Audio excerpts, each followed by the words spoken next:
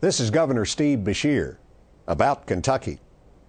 In America, we're told that if you get a job, work hard, and play by the rules, you'll get ahead. But for a lot of people, instead of getting ahead, they're slowly falling farther behind.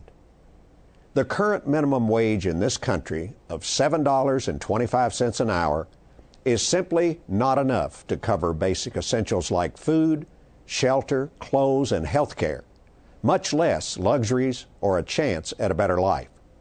So we need to change that reality. That's why on June 8th, I signed an executive order to raise the pay of every state worker to at least $10.10 an hour. The order also gives a slight bump in pay to some workers whose current salary is close to that threshold.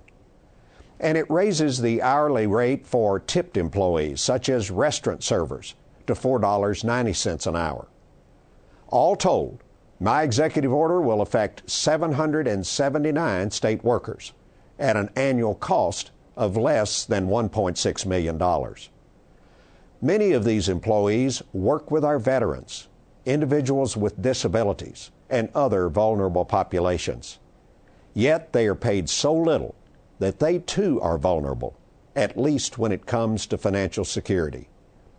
My order also requires private companies with state service contracts to pay a minimum wage of $10.10 an hour to those employees who perform work on or in connection with those contracts.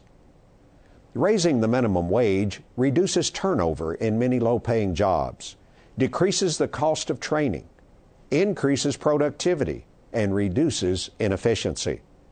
In addition, the measure helps pull our people off of public assistance. State government, as Kentucky's largest employer, is taking the lead in setting a living wage for our people, and I implore the private sector to follow suit. I'm calling on all businesses, public and private, to raise the minimum wage.